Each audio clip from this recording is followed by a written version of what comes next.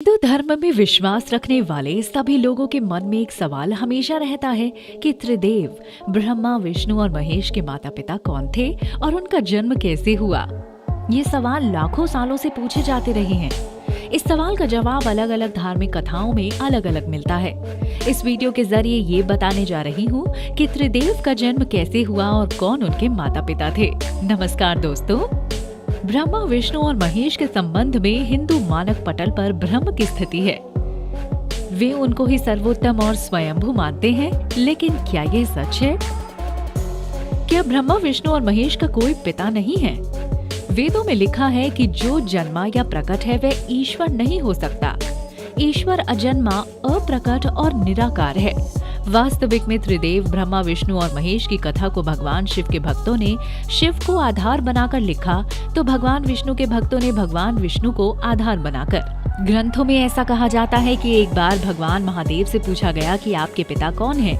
तो भगवान महादेव ने जगत गुरु ब्रह्मा का नाम लिया। और जब पूछा गया कि ब्रह्मा के पिता कौन हैं, तो उन्होंने भगवान विष्णु का नाम लिया। और जब उनसे पूछा गया कि भगवान विष्णु के पिता कौन, तो उन्होंने कहा कि मैं स्वयं।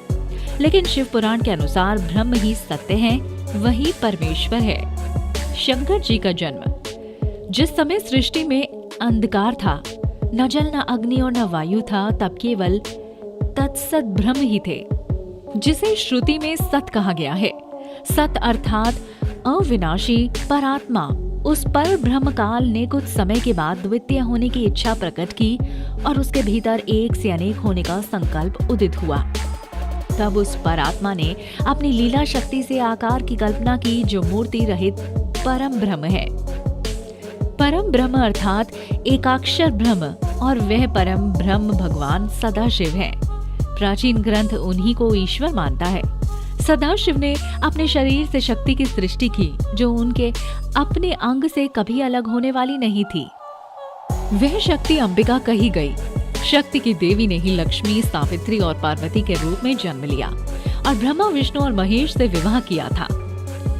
उस काल रूप सदाशिव की अर्धांगिनी दुर्गा है। काल रूपी सदाशिव ने शक्ति के साथ शिवलोक नामक क्षेत्र का निर्माण किया। उस उत्तम क्षेत्र को आज काशी के नाम से जाना जाता है, जिसे मोक्ष का स्थान भी कहा गया है। विष्णु जी का जन्म। यह काल रूपी ब्रह्म सदाशिव और दुर्गा पति और पत्नी के रूप में निवास करते हैं। काशीपुरी को प्रलय काल में भी शिव और शिवा ने अपने सानिध्य से कभी मुक्त नहीं किया था।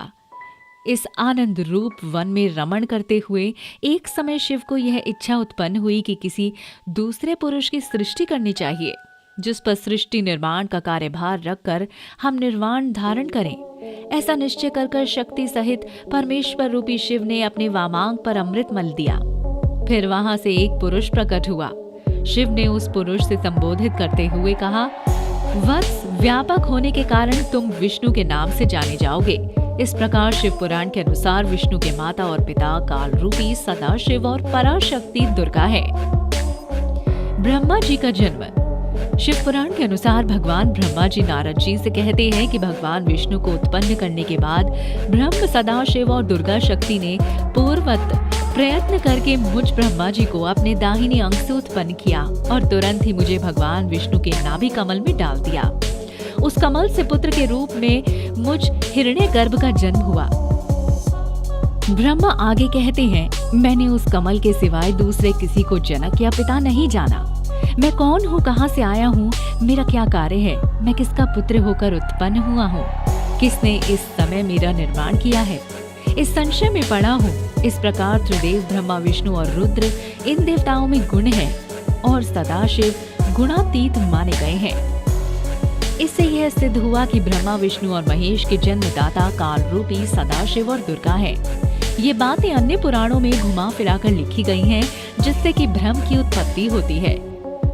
भ्रम को छोड़कर सभी पुराण और वेदों को पढ़ने की चेष्टा करें तो असल में समझ आ जाएगा। मनगढ़ंत लोक मान्यता के आधार पर अधिकतर हिंदू सच को नहीं जानते हैं।